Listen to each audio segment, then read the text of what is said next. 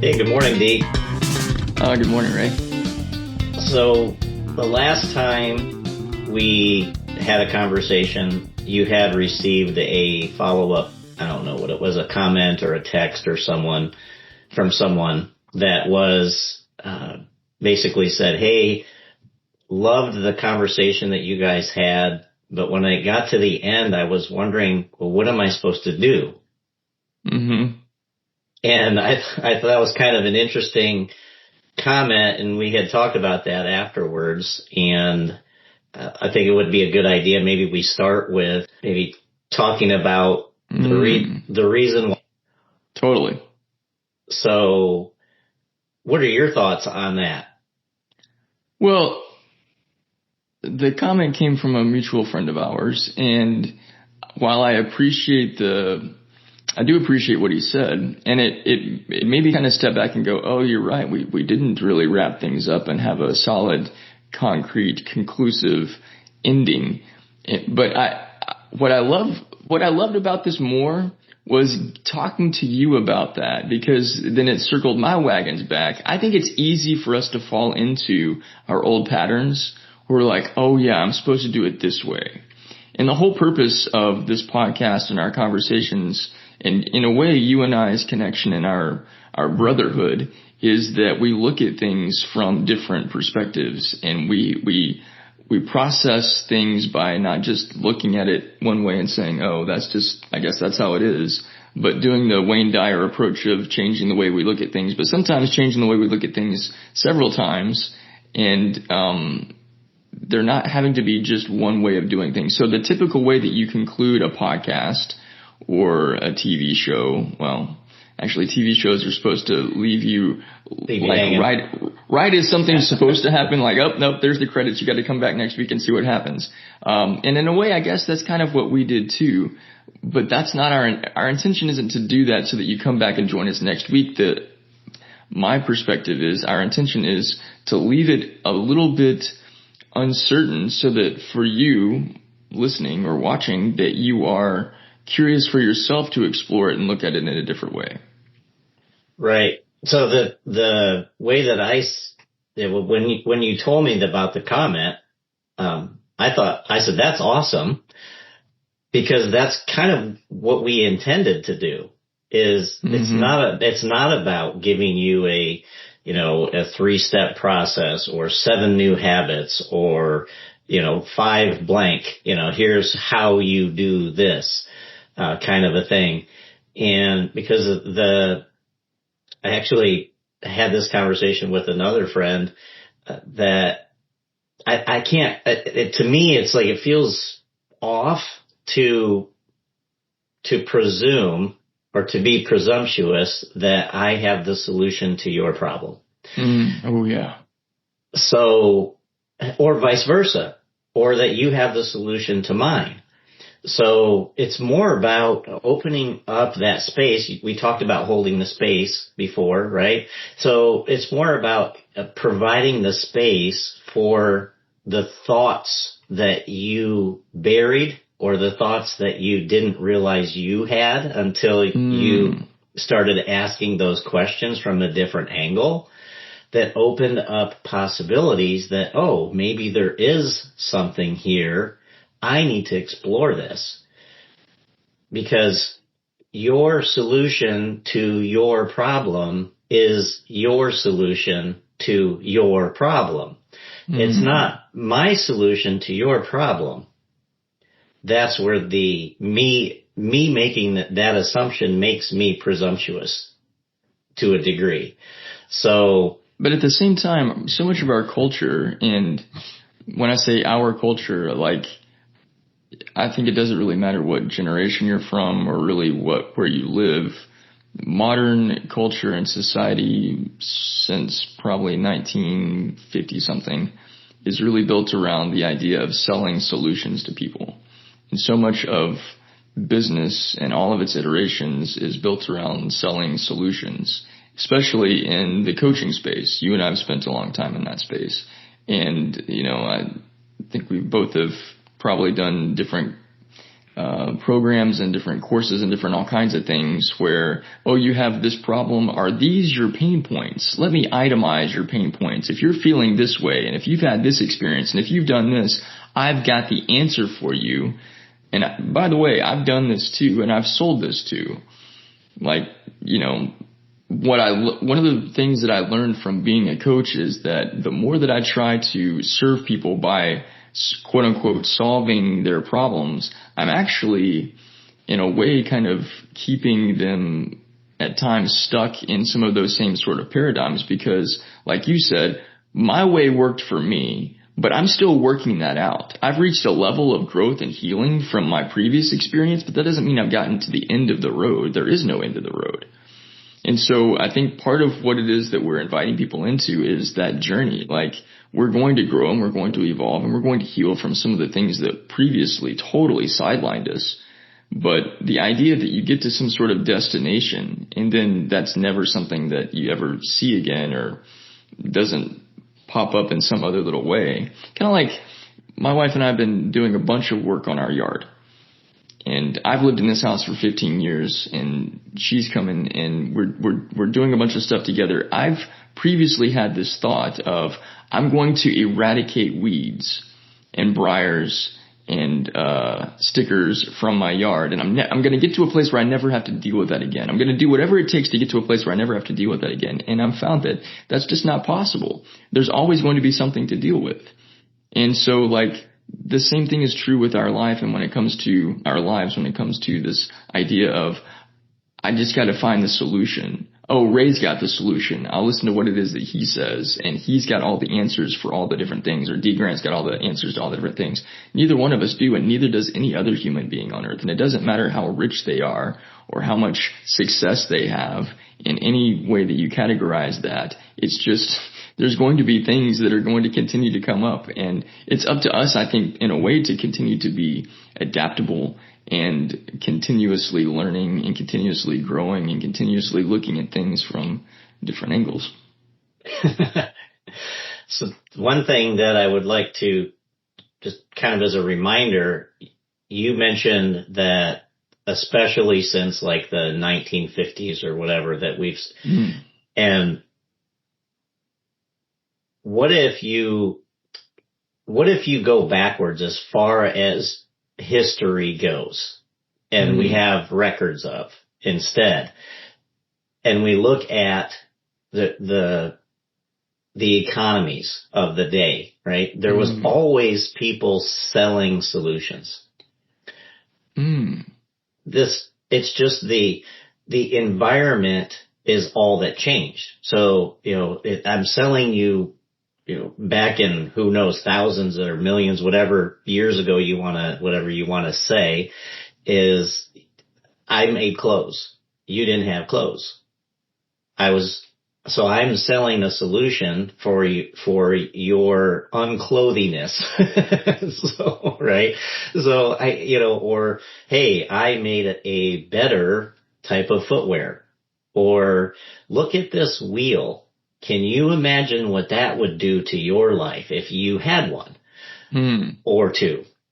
So two's a little much, man. Yeah. So, now that we put two on there and we put a horse in front of that cart, oh my gosh, look at what you can get done now. Oh, you don't have a horse? I know where you can get one. So all through history, we as a human race have been creating and solving problems for ourselves. It's just that we look at it as like, well, oh my gosh, this is like is so much different today than it was, hundreds of years ago. And it's like, no, it's really not. It's just the environment that changed, the technology or lack thereof. It's the stuff around us that changes, but the mentality that we're missing something that we need to fulfill us has always been there. When you were describing that, I started thinking about maps, because a obviously in the 21st century, when we want to know when we want to know how to get somewhere, we don't even look at the map. We use the map app, and it gives us a bird's eye view of the thing, but we don't really even care about that. We want Google or whatever it is to tell us, turn right on this street, turn left on this street, do this. And I've gotten I think I still have it. Yeah, because my wife pointed out, she's like, what is that thing in your door? In the side bottom of the door, I've had a road atlas. And she's like, why do you even have that?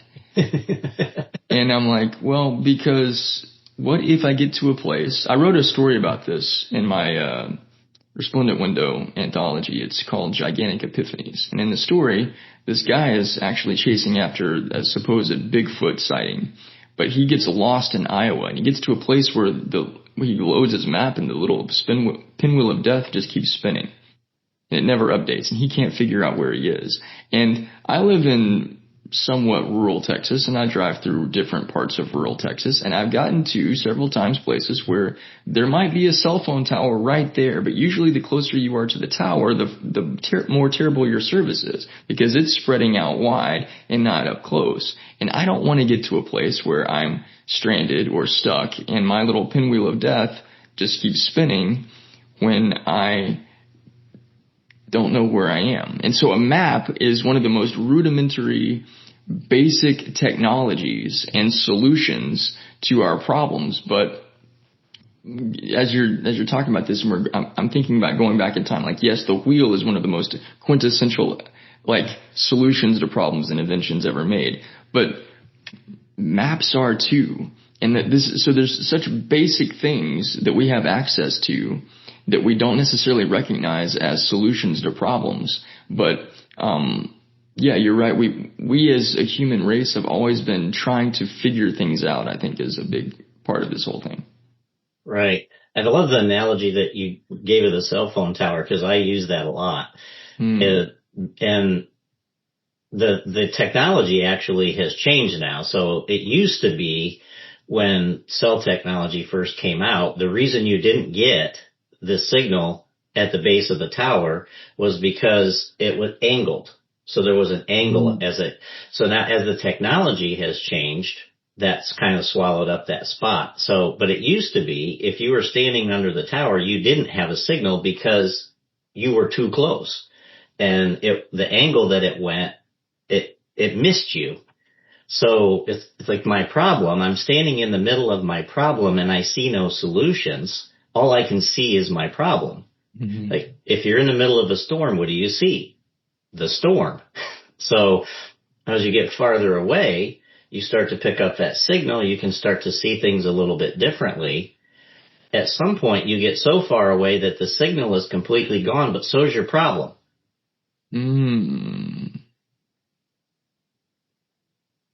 When you get to the other side of your problem, it's not a problem anymore. The mountain is a speed bump. Every mountain you've ever crossed, when you look back at it, is just a speed bump on the road that you're traveling. But when you got to it originally, it looked like a mountain. So on the idea of problems, one of the things that is a part of this process is diagnosing the causes and getting down into the story beneath the story. Like, what is the thing that caused this? What is the thing that caused this? And that's another way of looking at the same thing from different angles, instead of just, oh, this is your problem. Your problem is you have a flat tire. You need air in it. Okay, well, how did you get the flat tire? Where have you been driving? Are you driving through the same place? And is there a chance that you might get another flat tire tomorrow? Looking at this thing. So where in your experience does the kind of digging deeper into more of the cause side of things, so that we're, instead of just trying to solve the immediate problem, we're tackling some of the causes so that those causes don't come back and bite us again at a later point? So there's a couple of different ways that I talk about this with people. Is one of them is what you just talked about, the why. Why did this happen?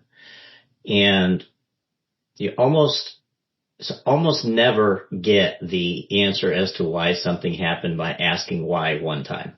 Mm-hmm. You almost never have to ask it more than 5.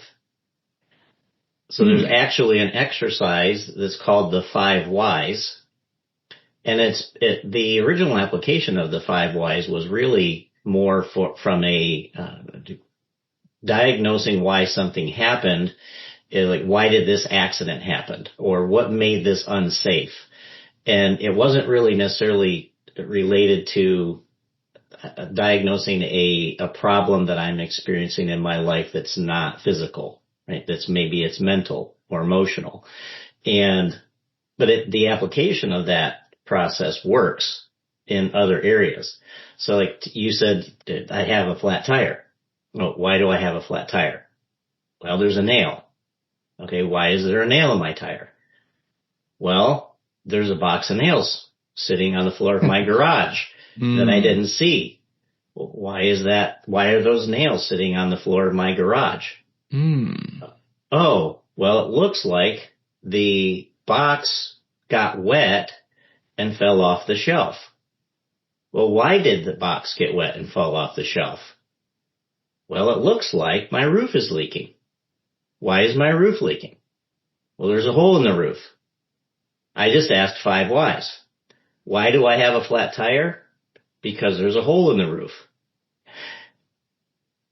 So, in most cases, we don't associate, we wouldn't think, oh my gosh, I got to work and realized I have a nail in my tire that made my tire flat. I bet you that's because there's a hole in my roof. So, it's that process. The other thing is when I look at a problem, a lot of times, especially when it comes to the application outside of something physical like that, is I like to look at it as less of a problem and more as because I talk about this in my book, which I'm not making the plug for my book, but when we have a tendency to think of failures, like I failed at something, and the reality is I didn't really fail at anything. There was just a disconnect. So it's not necessarily so much a problem as it is there was a disconnect somewhere. Like, so if you think of it in relation to like power. So, you can have, if my light won't turn on, it could be anything from, I need to change the light bulb to lightning hit a transformer. I mean, some of those things are a lot more serious than others, but none of them are actually catastrophic. If it's catastrophic, then it is a failure. But it's not my failure. It's something else caused it that's completely out of my control. So that's another application of when I look at, problems and solve it. How do I look at my problem? Like, why do I have this problem? And is it really that big of a problem, or am I making more out of it than I really need to make out of it right now? Is it do I just need to replace the light bulb? Do I just need to make sure it's plugged in? Or did something else happen that I really don't have any control over? Sorry, I didn't mean to interrupt you. What I'm hearing you say, like, this is, so we've been watching the Goldbergs. I don't know if you've ever seen that show or not. Pretty funny. As a kid that grew up in the 80s, it's wonderful. We were watching it on Hulu, and, with just about any TV platform, whether it's Amazon or Hulu, or I think Disney's probably the only one that doesn't do this. Although, I don't know, maybe it depends on your plan, but like, you've got, there's the ad-free version where you can watch the whole show, or, you pay the subscription, but you still have to watch ads every 10 minutes or so. We keep having to sit and endure these advertisements for prescription medication that the commercial might be 30 seconds long, but 25 seconds of that are all of the things that somebody could have done that would be incredibly hazardous to their health if you've done this, or if you've done this, or if you've done this, or you've done this, you might need this pill. And we both look at each other and we're like, this is so terrible. But like, part of the answers and solutions side of our culture is not actually about solving the problem. It's about putting some sort of Band-Aid on the symptoms of the deeper issue. And one of the things that you just described, and given your illustration of why do I have a flat tire, let me trace things back and explore deeper this way to see what the real cause is. My car is now impacted by the fact that there's a bigger problem I have in my garage with my roof. And unless I actually deal with the bigger problem that's underlying all of these things, I might have a flat tire today, but I might have even bigger problems than that tomorrow. If I keep trying to deal with these tiny issues instead of looking at the culprit and dealing with that, I've got to go back to square one. So I think a big part of what we're talking about, and here's another angle of the way that we're approaching things. Sometimes I've got a Band-Aid on my arm, which is the result of, I think it was a bug bite, but it might be poison oak. Either way, it made this little knot here, and we've been, putting application of tea tree oil and other stuff on it. But like, if I want this thing to get healed, I've got to deal with this, but also make sure that when I go outside now, I'm wearing sleeves of some kind, I'm wearing gloves, I'm protecting my skin from some of the places where I've had issues. Like, that's a different way of approaching things versus I'm going to keep doing things the way that I always have.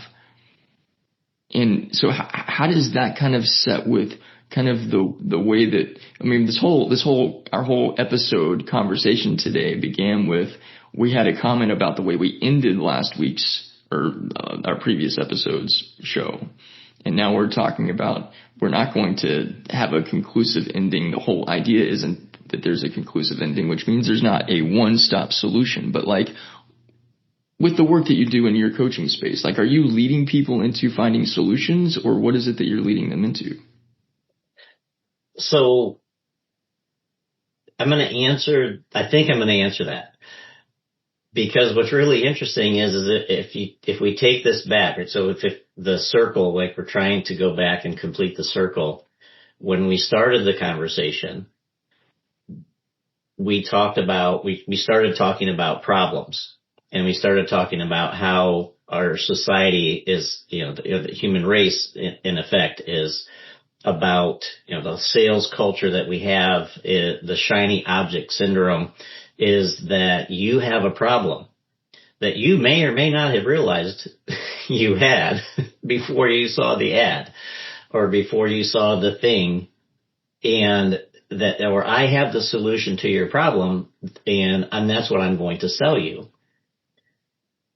But what the reality of it is that I want to buy the solution to my problem, but I want it to be a shiny object. Because shiny objects are easier than trying to figure out what the actual problem is. Wow. Okay. So I have this saying, and you may or may not have heard me say it before, but it's this. I have a lot of these, but here's one.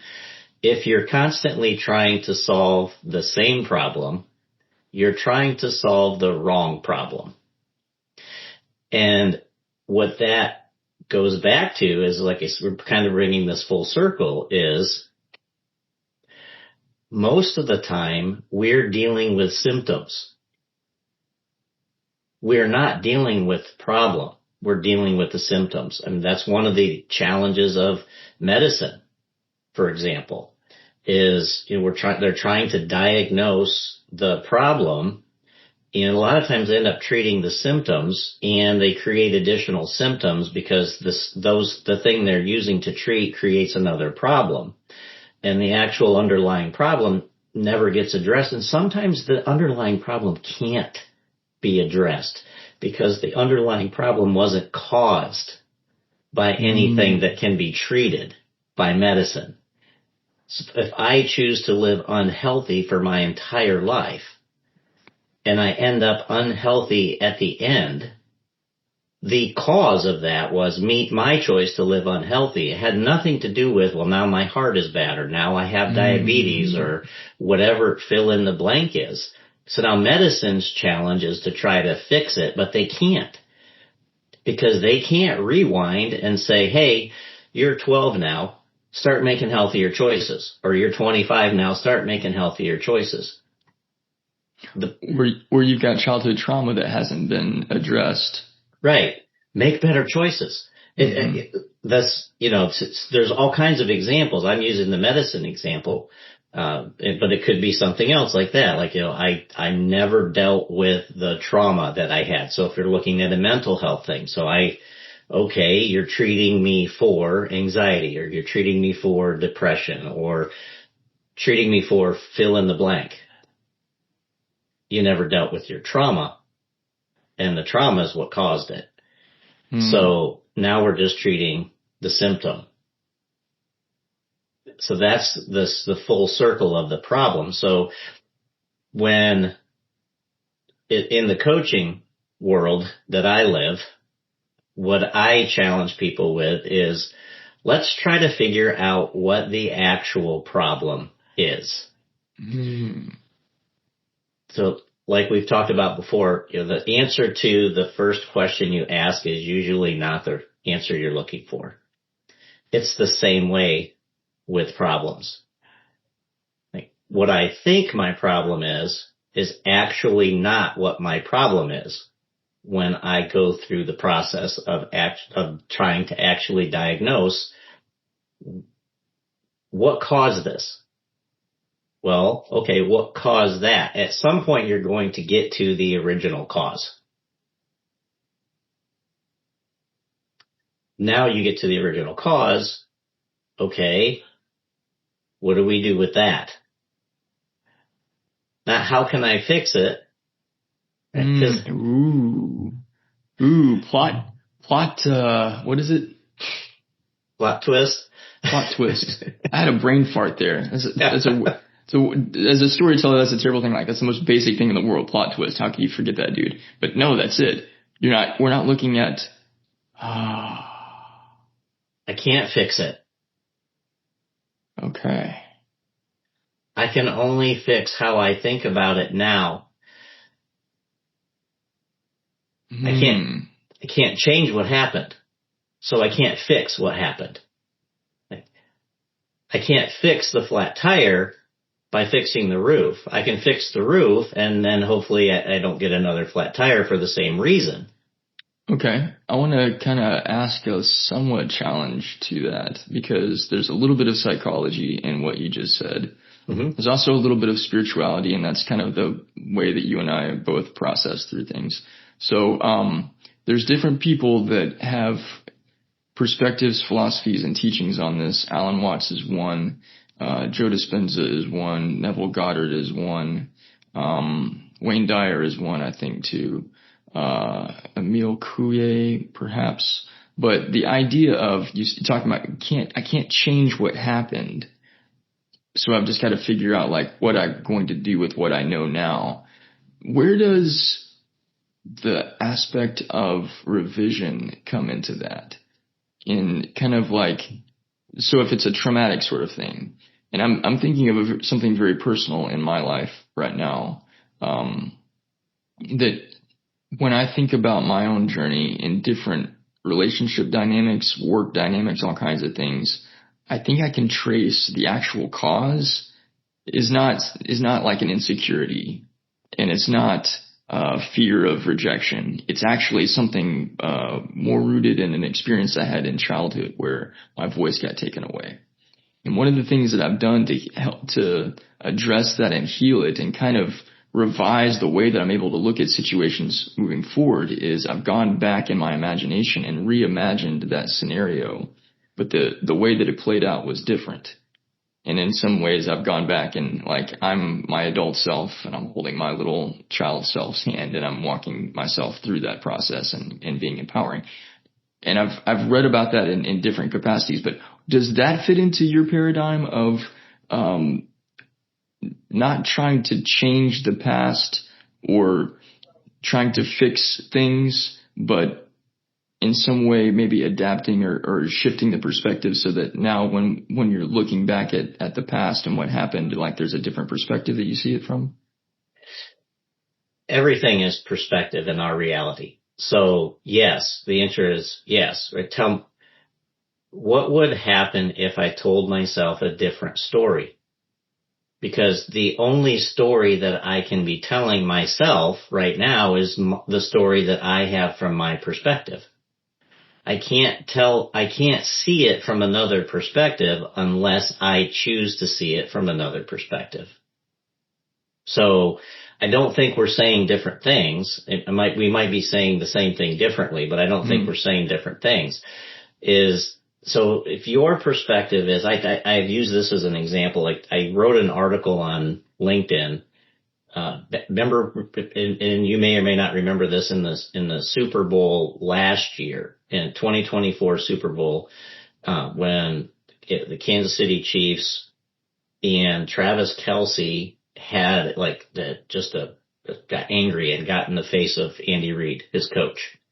And it blew up. During the game it happened, and it was on national TV, like the most watched event in the history of television. Because it seems like every year the Super Bowl is the most watched event in the history of television. So it's one of the most watched events in the history of television. And he has a temper tantrum in front of the entire world, gets in the face of his coach.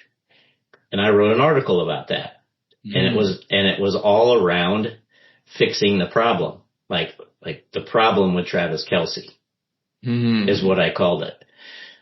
Here's the thing that's challenging about that. See, there's the only thing in the human experience that makes you different than me is the experience that you've had compared to the experience that I've had.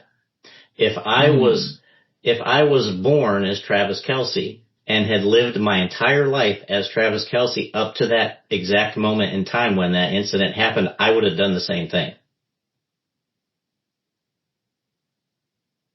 And yet here I am judging Travis Kelce. Based on your perspective and the way that you would have handled. Based on my perspective and the way that I handled it. But I can only see it from my experience. So if Travis Kelce had been born as me and lived my entire experience up till now, he'd be me. He wouldn't be Travis Kelce. Right. So if I just remember that it's just the only thing that makes us different as one human being to another. I look at another human and I see, a different race or a different ethnicity, culture, a different gender, whatever that is that I see, is the reality is underneath of everything. The only thing that's different about one person from another is their experience of the things that make us the same. So my perspective is only my perspective because only I have lived my experience till now. Well, that's how I put it. Hopefully that answered the question that you asked. And right now I don't even remember the exact question that you asked. So I was trying to address the idea of revision. Yes. Going back and like I've heard a teacher talk about it. This is kind of in the sort of manifestation community sort of stuff, but the way that he taught it was like the way he put it was, he's like, I remembered. He was referring to a relationship that one of his clients had with somebody, and the client said, I remembered her wrong. He had been replaying the story in his mind over and over again about how his former partner or whatever had been unfair to him or dumped him or abused him or whatever. And he realized that the more that he kept telling himself that story, the more he was going to keep experiencing that reality with that person in that relationship. And so he decided, what if I go back and I change my memory? Because the events might be the same, but the perspective and the angle that you look at it is what's different. And so kind of like what you were saying about Travis Kelce, if you go back and if you'd lived that entire life, you'd totally understand why he blew up at his coach in that moment, because that makes sense after living that whole experience. And going back in our minds, like thinking about, for me, if I go back to that childhood situation, when I do that and I go back, sometimes I go back as adult me, holding child me's hand and saying, you know what, I'm going to be your shield. Nobody's going to take your voice away, buddy. I got you.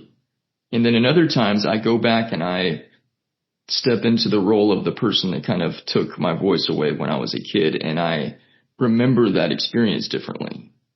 And there's a softness that takes place. But my curiosity is like, where does that kind of fit into the way that you talk about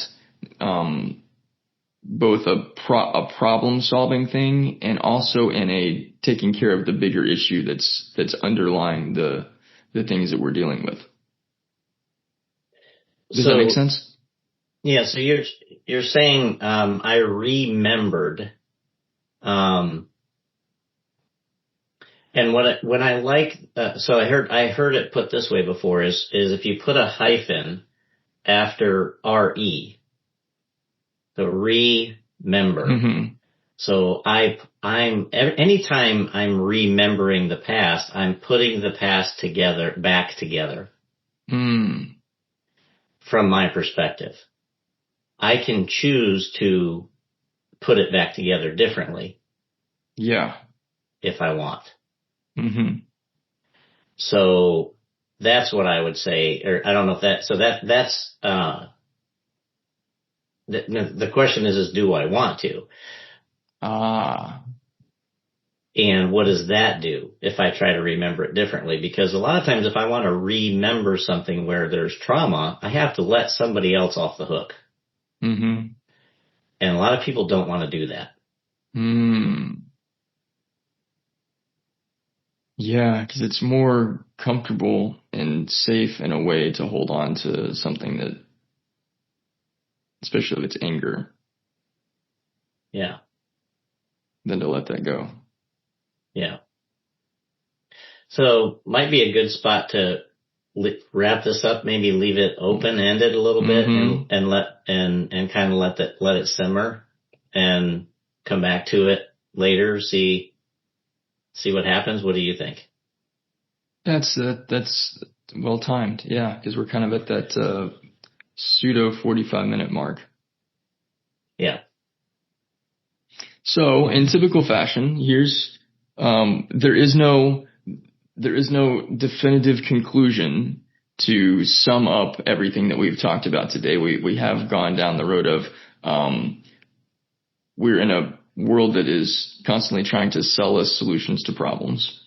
And oftentimes the solutions that get sold to us are temporary fixes or band-aids that shiny object syndrome look like they're a pretty good thing, but if we're not asking deeper questions and looking at whatever it is that's going on from a multitude of angles, we're going to continue to be putting these little guys, band-aids, on things that actually have bigger causes. But also, we can go into a different angle of looking at things if we're willing to kind of let some stuff go and look at it in a different perspective. From my heart, one of the things that I've been doing is just kind of opening up space. So you and I have this safe space that we create for each other on a regular basis. And I keep, one of the things you gave me a huge compliment, last week, Ray, and you give it to me regularly. And it blesses my heart in so many ways. You say, you told me, I can't share this with anybody else because they just don't understand. And that blesses me. There's a few other people that have said similar things to me. So I've been opening up a safe space for people to just come and share things that they don't feel like they have an outlet to share. If you're listening to this and you want a safe space to just kind of openly talk about things, I've been a coach, but I'm not offering myself as a coach in this space. I'm offering myself as just an open, active listening ear. And I want just extend that invitation if you want that, if you want to have a safe space to talk. My email address is dgrant@dgrantsmith.com. So that's the only sort of like offer that I'm going to make. And it's not really even an offer. It's just we have this open space here to explore things from different angles. If you'd like to apply that in your life, there's an opportunity for you to do that. Awesome.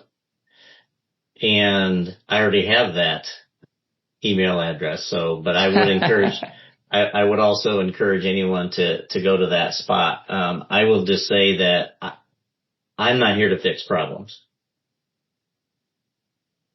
I look at myself as, maybe one way I put it is I'll be the guy holding the flashlight. I'll walk with you and I'll hold the flashlight and then I'll help you see things maybe a little differently. From my perspective in having conversations with you, I imagine that what you also do, Ray, because you do this with me all the time, you point the flashlight in areas that I hadn't looked at before. I didn't even know that it existed. And so, I highly encourage, if you've wanted somebody to hold the flashlight in your world and maybe not solve your problem, but show you some things you hadn't looked at before, contact Ray. It'll bless you. Awesome. Well, thanks for joining us for this episode of All Angles Asked, and we hope that you've enjoyed the conversation. If you have any suggestions or questions that may help us move the conversation in a different direction, next time, share them. Don't be scared. Just share them.